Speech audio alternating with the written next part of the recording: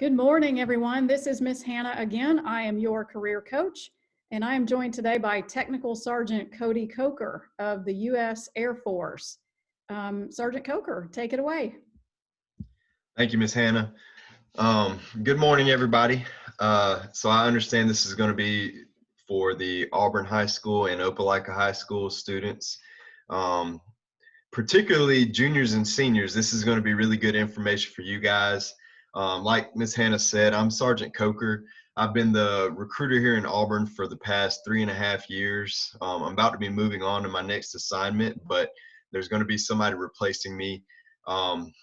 So what I want to do today is just get you as much information as I possibly can about the Air Force. Ms. Hannah's supplied me with a bunch of different questions that, some students might have. So I just want to go through those questions today and make sure that you guys are as prepared as possible and have the information you need to make a good decision. Because the real world's coming soon. It's going to be time to make a decision, and whether that's go to college, join the military, go to a technical school. It's very important that you do something after high school. So I'm going to jump right into it. First question is, why should I join the Air Force? So first and foremost, you should want to join the Air Force to serve your country. There's no better feeling than serving your country, and the accomplishments that come along with that. It's just a really good feeling. Also, of course, there's all the benefits that come along with serving your country. One of the biggest things that the Air Force has, because all the branches basically have the same benefits, one thing the Air Force has that's kind of unique to the Air Force is we have our own community college. So what that means is when you go to basic training, you're going to be getting college credits. When you go to your technical training to learn how to do your job, you're going to be getting college credits. So by the time you get to your first assignment, you're already halfway done with your associate's degree.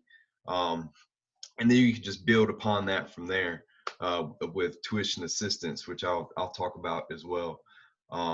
So that's the main reason why I joined the Air Force, was to get my education and everything, but also because I wanted to serve my country. My father and my grandfather were also in the Air Force, so it's kind of a family tradition as well for me. And I've been here for 10 years and I've loved every minute of it. What are the requirements for joining? So the requirements for joining the Air Force are pretty simple.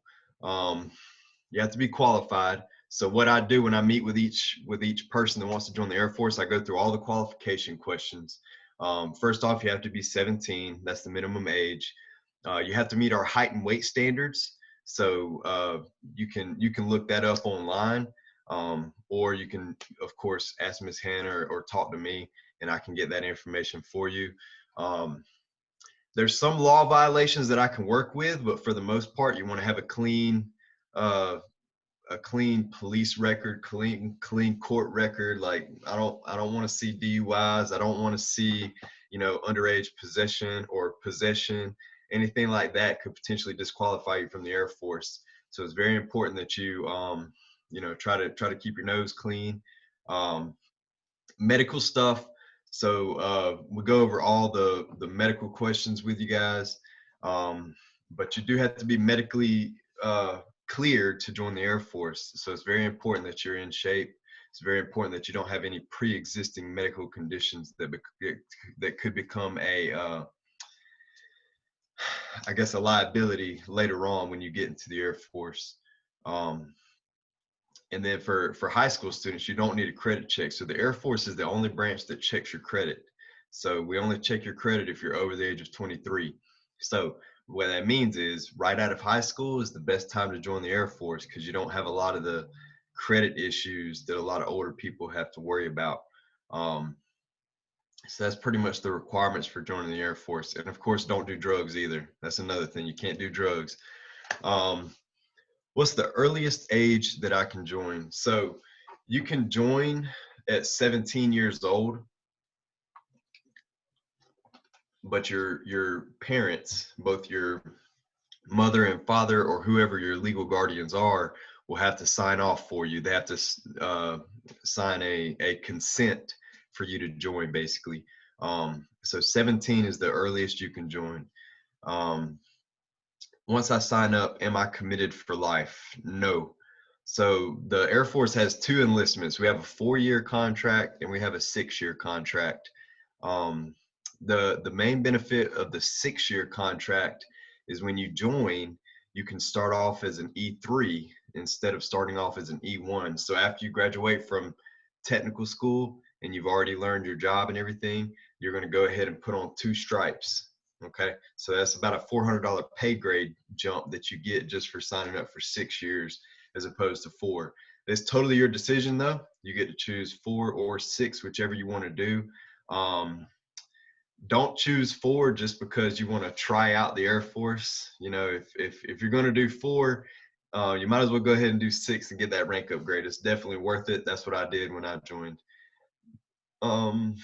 Next question is, how long is boot camp and basic training? So for the Air Force, we call it basic training, or BMT, basic military training. Currently, due to COVID-19, it's 7.5 weeks long. Normally it's 8.5 weeks long though. So it could be going back to 8.5 weeks soon. But that's how long basic training is. And it's in San Antonio, Texas. The Air Force only has one basic training location, and that's in San Antonio, Texas. It's called Lackland Air Force Base. It's the gateway to the Air Force. Can I choose when to go to boot camp?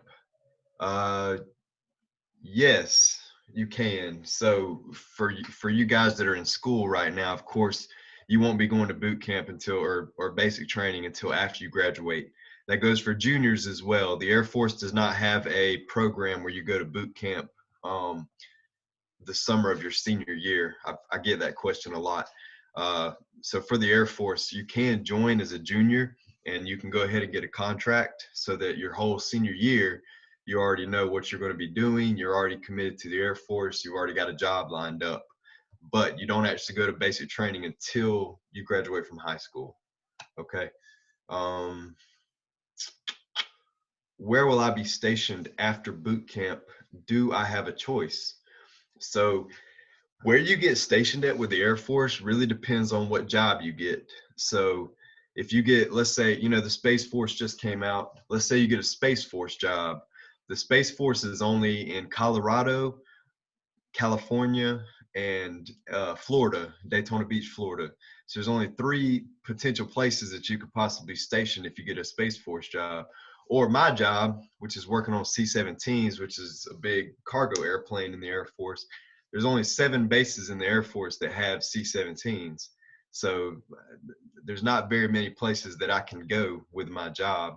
But the Air Force does take into account where you want to go. So what they're going to do is they're going to let you make a list of all the places that you can possibly go with your job, your particular job. And then the Air Force basically sends you to whichever one that they need you at the most. So at the end of the day, it's always going to be what the Air Force needs, but they'll also take what you want into consideration. What if I need help to get in shape for boot camp? Will someone help me? So we do have meetings once a month. Normally this is after you've actually joined though. So once you're in the program, you've joined, you've met all the requirements, you've passed the ASVAB test, you've passed your medical exam, and you're in the delayed entry program. At that point, we meet up once a month and I'll do workouts with you guys. But it's also important to work out on your own too. So the Air Force just came out with a new app. It's called the Aim High app. And this app has workout programs. It has all of the memory work, all kind of different stuff on there that can get you ready for basic training. And it's just got basic Air Force questions on there as well, and answers to questions you may have. So like I said, I'm gonna try to give you as much information as I can today, but get on that Aim High app, AIMHIGH. It's called the Aim High app. There's a lot of information on there about the Air Force that'll be very helpful to you guys when you're making this decision. What are some of the places I might get deployed? So the Air Force has a lot of deployed locations. I've been in the Air Force for 10 years and I've been deployed 5 different times. So my first deployment was to Oman. My second deployment was to Germany. Um, my third deployment was to Kuwait. My fourth deployment was to Qatar, and then my fifth deployment was to Oman again. So a couple of the other places that we deploy in the Air Force is the UAE, United Arab Emirates. We also deploy to Iraq and Afghanistan. You know, there's all kind of places that you could potentially get deployed. Um, you actually learn a lot on deployments. You watch movies about deployments and you think they're terrible, but there's a lot that you can learn during a deployment about your job. You get to do a lot of schooling. You get to do your like if you've got downtime, they let you take classes. Like you can sign up for classes. It's a good time to save money. It's a good time to hit the gym every day and get in shape. The deployments are definitely a good experience, and I've never had a bad deployment experience. Um, all right, next question. How do you use my ASVAB scores? So for the Air Force, we break your ASVAB scores down into the mechanical, electrical, general, and administrative. So those scores are broken down into those four aptitude areas is what we call it. And then that tells me which jobs you're qualified for. And I have a whole, I'm gonna turn my computer here. So right here, I have a whole list, and that list has every job in the Air Force, and it has the score that's required to do those jobs. So if you're interested in joining the Air Force, what I'm going to do is I'm going to look at your ASVAB scores, and I'm going to see what jobs you're going to qualify for based off of your ASVAB scores. Normally for the Air Force, uh, you need to have a good score, okay? At a minimum, I would say you need at least a 50. I have seen people with scores in the 40s that had like a really good mechanical score, or they had a really good electrical score, and they were able to join the Air Force. But normally you want to have a 50 or higher on your ASVAB test. The reason being is a lot of the jobs in the Air Force require a high ASVAB score. So if you score low, you're not going to be qualified for anything that the Air Force needs. Whereas if you score high, you're going to qualify for a lot of stuff that the Air Force needs, and you're going to have a better opportunity to get a good job in the Air Force, if that makes sense. And then the next question here, what will I be paid? Are there any bonuses or incentives? So the pay chart for the military is the same for all branches. Everybody gets paid the same. It just depends on what rank you are. It depends on how long you've actually been in the Air Force. So every 2 years you get a rank upgrade, or you get a pay bump every 2 years.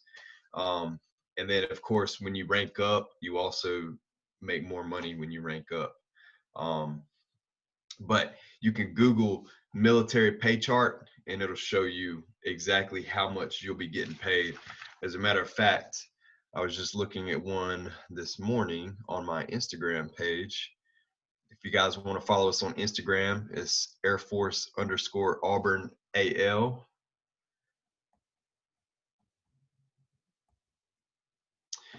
Okay, so starting off as an Airman Basic. Airman Basic is the lowest rank in the Air Force, and they make $1,680 per month.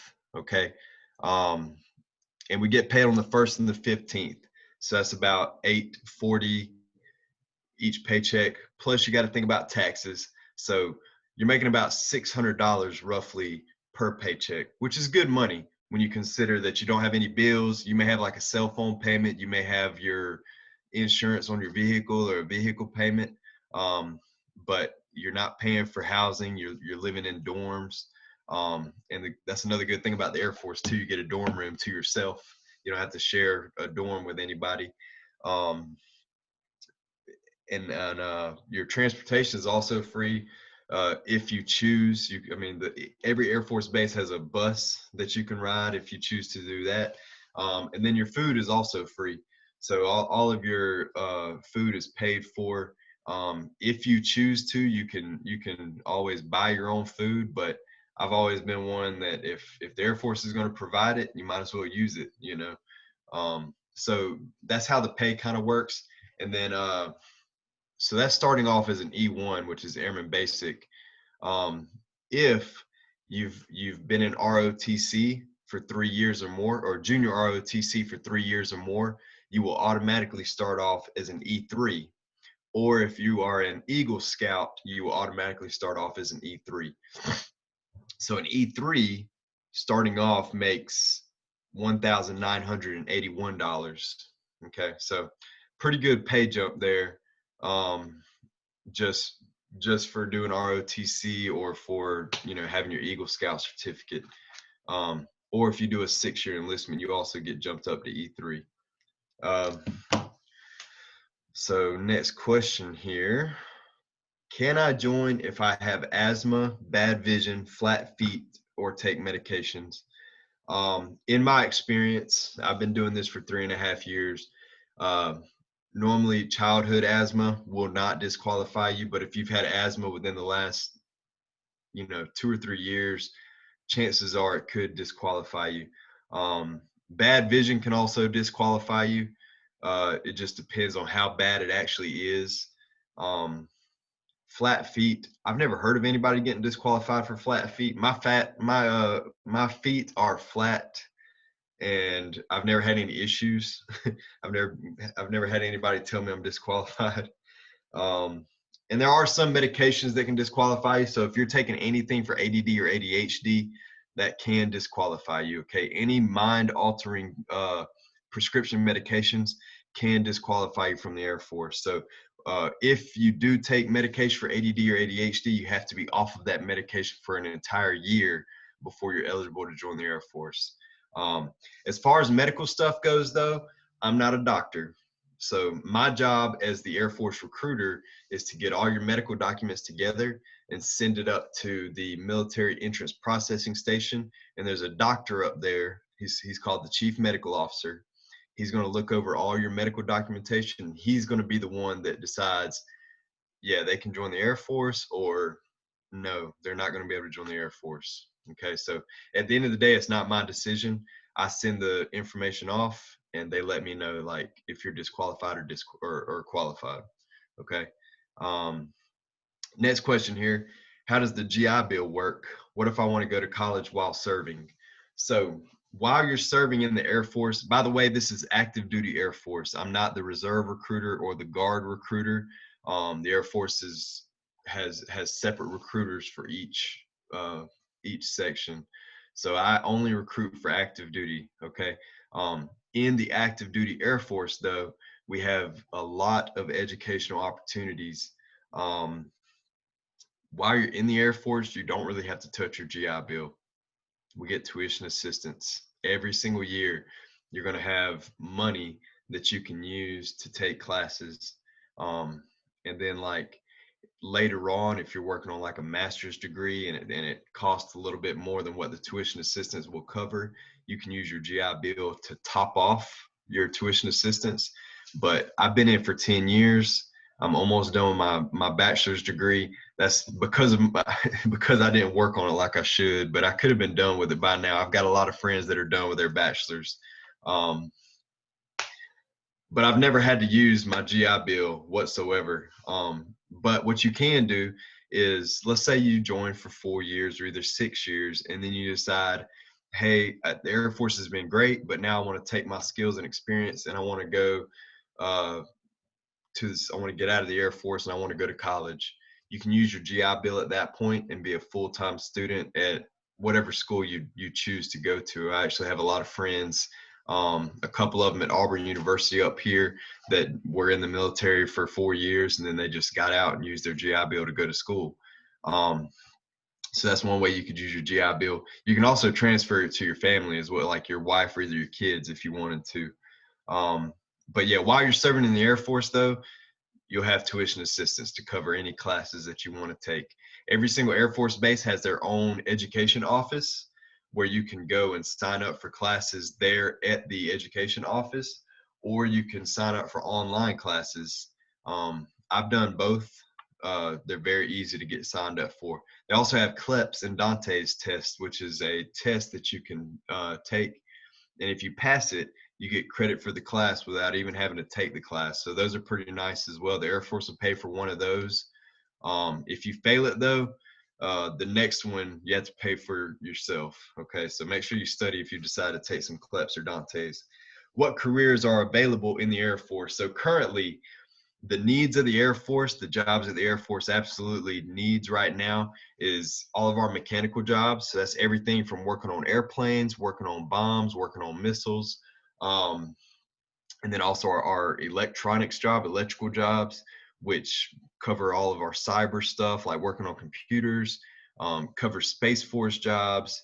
It also covers different avionics systems, so working on aircraft computers, that kind of stuff. Let's see here. Intelligence is huge right now, so we have a lot of different intelligence careers. Those are in need right now. Air traffic control, that's another thing the Air Force is highly seeking right now. And then of course all of our cyber jobs. Crypto linguist is a huge one right now. That's a job where the Air Force will teach you another language. Just trying to see if there's any more on here. There's a lot of jobs that the Air Force needs right now. It just depends on what your ASVAB score is. The higher your score, the higher qualified you are, the more jobs that you're going to have available to you. But yeah, that's kind of the careers that are available in the Air Force. And don't worry if you don't know anything about an airplane. You don't have to. Before I joined the Air Force, all I knew was airplanes fly. That's all I knew about them. The Air Force literally taught me everything I know about airplanes and how to work on airplanes. And now I'm what's called a subject matter expert. You see what I'm saying? So technical, that's what Air Force Technical School is for, to teach you how to do the job. So don't look at like if you get on airforce.com and you look at all the jobs and you're like, there's no way I could ever do Air Force intelligence. Like you don't have to know anything about it before going in. The Air Force is literally going to teach you everything you need to know, which is one of the awesome things about the Air Force. And they're also going to give you college credits for the classes you take to learn how to do your job, which is awesome. And then last one that I've got here is how is the military experience different for women than men? In the Air Force, there's really no difference. Men and women can do pretty much every single job in the Air Force. You're going to have men and women in every career field in the Air Force, other than so our special warfare jobs, they do allow women in those jobs, but it's very competitive. It's very hard to get into. We have not had a woman be able to get into it yet. There is a survival, evasion, resistance, and escape. There's a female in that career field. But for the most part, every single job in the Air Force, even my job, which was working on airplanes, working on C-17s, we had a lot of females that we worked with, and they were, just as good, if not better, than the men that were out there working on the airplanes. So the Air Force is a very inclusive environment. We have a mixture of everybody. We've got Black, white, Hispanic, Asian. We've got high class, low class, middle class. I mean, you name it, the Air Force has it. And we all work together really well. Trying to see. So that's all the questions that Ms. Hannah sent. Of course, if you have any more questions about the Air Force, feel free to talk to Ms. Hannah or talk to myself. Or if you talk to Ms. Hannah, she'll talk to me. One way or another, we'll get you the information that you need. Biggest thing right now, while you're in high school, make sure you get signed up for the ASVAB test and make sure you take it seriously. Don't just go to get out of class. Like, take the ASVAB seriously. Even if your plan is to go to college, you still want to have your ASVAB as kind of a backup plan. You know what I mean? Because my plan after high school was to go to college, but when I graduated high school, I realized that I did not want to continue going to school. Like I needed a break. I was tired of school. So I joined the Air Force, learned a trade, got paid while I was doing it. And then once I was ready, I started working on my college. So the Air Force is a great place to be. Like I said, I've been here for 10 years. I've loved every minute of it. If you have any questions, please feel free to reach out to me or go to airforce.com. Thanks, y'all.